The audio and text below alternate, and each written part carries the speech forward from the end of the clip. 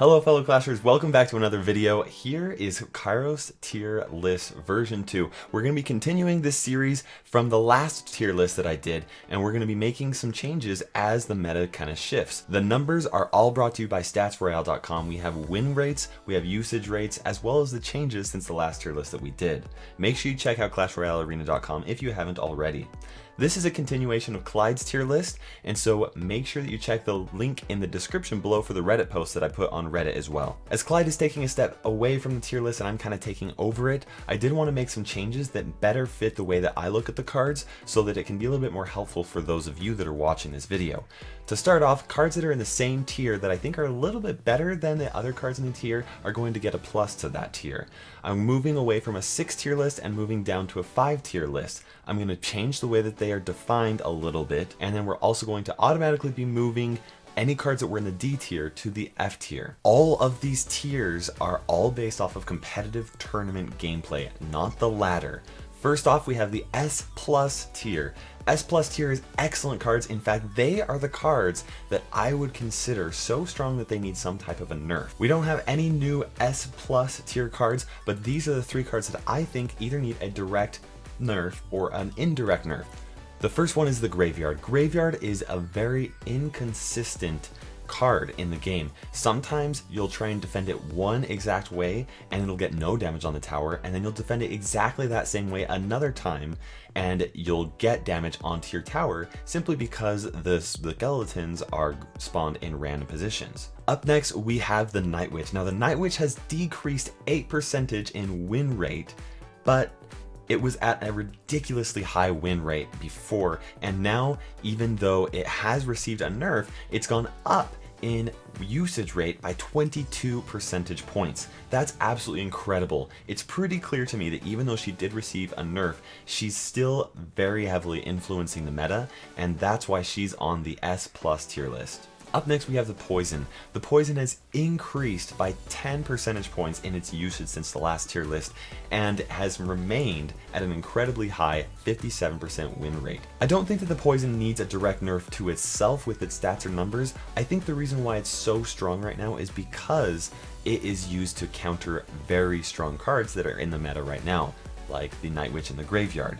Up next is the S tier. These are also very excellent options to use in the current meta. I don't necessarily think that these cards need a nerf to themselves, but I do think that they are excellent either because they have great versatility or simply because they do such a good job in the meta. For cards that were previously in the S tier, we have the Tornado, the Goblin Gang, and the Skeletons. New to the S tier, however, is the Executioner, Baby Dragon, and the Battle Ram. The Executioner is just an amazing option right now because of the meta. Its usage rate has increased by 16 percentage points, which is double what it was beforehand. Paired up with the Tornado, he can stop nearly anything, which makes him definitely an S tier card right now. Similar to the Executioner, the Baby Dragon is super excellent to be using right now in the current meta because it does such a good job at handling bats and other swarm troops from above and also slightly from a distance. And I imagine that the Baby Dragon will continue to see more usage and more win rates as the bats are released into the meta coming up here shortly. The Battle Ram has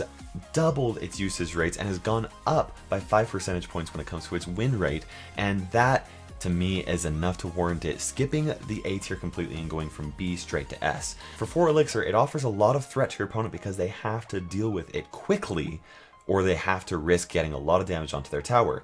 This makes it ideal for adding into a P.E.K.K.A deck or a 3 Musketeer deck where people typically like to try and defend those pushes a little bit slowly. Up next we have the A plus and the A tier. These are cards that are very good to use. They aren't necessarily as game changing as the S tier cards, but you can expect to see them a lot in a lot of different types of decks, and they really do well in the meta because of their versatility. Cards that were in the A tier already were the Miner, the Elixir Collector, and Zap. New to the A tier, however, is the Log, the 3 Musketeers, and the Ice Golem. The Log has seen an incredible decrease in usage and win rate simply because the meta is favoring more of a zap usage. Up next, we have the Three Musketeers being upgraded from the B tier to the S tier because of their usage rate doubling and their win rate going up to 55%, which is just incredible. The Ice Golem is also making a comeback, going from the B to the A+ category, and the Ice Golem does a really great job, especially at helping in decks like the Three Musketeer decks, where you want a little bit of a small tank, an inexpensive tank to try and tank for stuff. Also, because the Death Nova of the Ice Golem clears bats from the Night Witch, it's no wonder that the Ice Golem has seen such an amazing usage and win rate increase. Cards already in A tier include Lightning, the Goblin Barrel, the Giant, and the Knight. New to the A tier is the Golem, P.E.K.K.A, Dark Goblin, and Ice Spirit.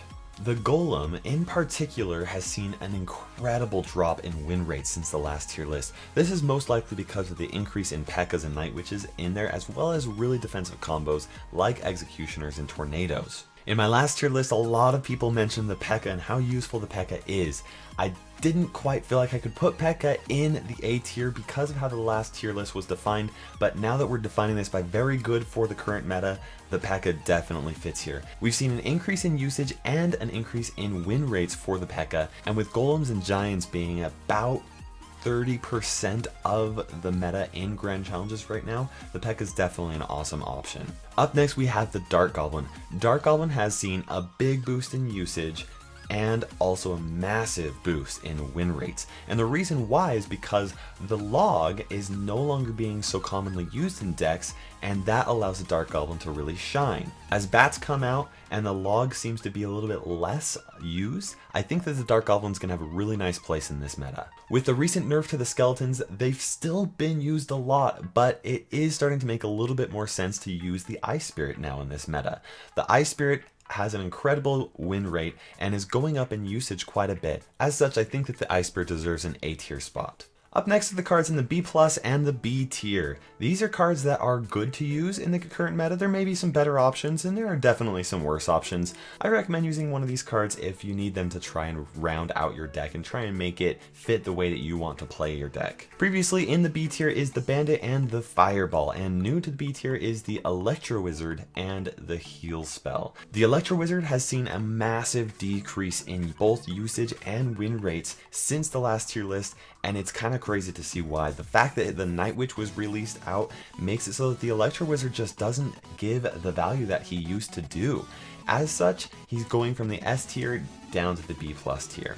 The Heal Spell is going from the C to the B+ tier. It's seen an increase in its usage and its win rates. While the Heal Spell is mostly being used in Three Musketeer decks, I've seen it being used in other situations that can be helpful as well. In the B tier, we have the Princess Expo, the Bowler Rocket, the Tombstone Mega Minion, and the Archers. And new to the B tier, we have the Inferno Tower, Valkyrie, Hog Rider, and the Minions. With the decrease in usage rates of the Lightning and also the Electro Wizard, it seems to be making a little bit more sense to be using the Inferno Tower. I don't think the Inferno Tower is so strong that it needs to be used in every deck in the current meta, but I do think that it's a good option to use. The Valkyrie is also moving up from the C tier to the B tier because of the frequency of the graveyard. She's one of the only cards that can deny damage from a graveyard consistently for one less elixir than the graveyard, and she's also not easily cleared by spells like the log or arrows. The Hog Rider is moving from the A tier down to the B tier simply because he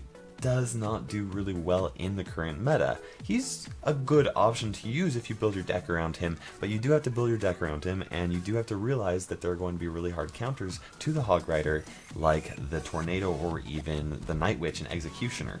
The Minions are also moving down because of the frequency of Night Witch and also because more people are starting to use the Zap. Up next, we have the C+ tier and the C tier. These are cards that are fair in the meta. They can be used if you really need them to try and even out your deck, or if you build a deck around using them, but there are probably better options in the current meta. We previously had the Lumberjack, Minion Horde, Mortar, and the Arrows, and there are no new cards into the C+ tier. Previously in the C tier is the Ice Wizard, the Skeleton Army, and the Fire Spirits, and new is the Lava Hound, Balloon, Witch, Furnace, and the Musketeer.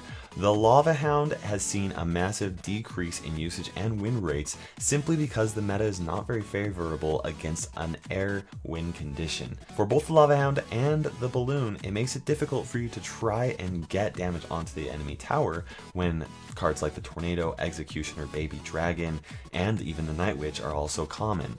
Up next we have the Witch. I didn't really feel like she deserved an F tier position simply because she does add some versatility if you build a deck around her and if she does do a good fit for your deck. Next we have the Furnace. The Furnace just does not get the value that it used to get.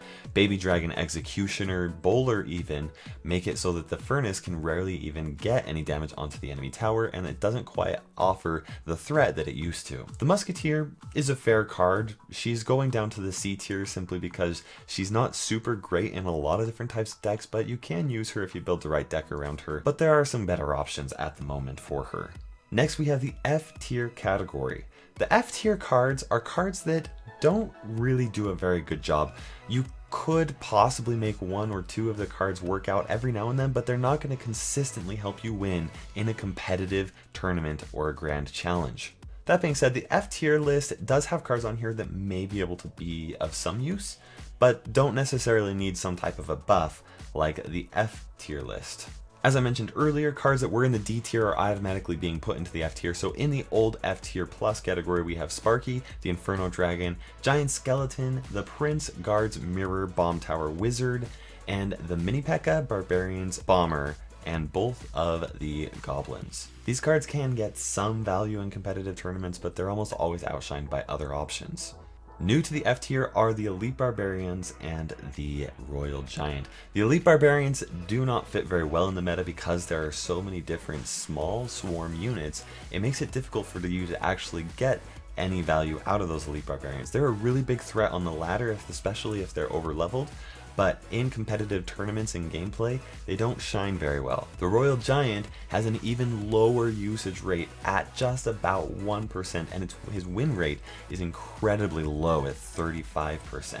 Finally, we have the F tier list. These are cards that are going to need some type of a buff if they're going to be able to be consistently used well in competitive tournament gameplay or grand challenges. Cards that were in the F tier or D category include the Dark Prince, Freeze, Clone, Rage, Barbarian Hut, Spear Hut, and the Tesla Tower. New to the F tier is the Cannon. The Cannon, with such an incredibly low win rate and usage rate, doesn't fit very well in this current meta. Thank you so much for watching this. I really appreciate all of the support that you can give. So if you liked the video, make sure you give it a thumbs up, subscribe to the channel, leave a comment, share it with your friends, and clash on, guys. This is Kairos Time ticking by, and we will see you in the arena.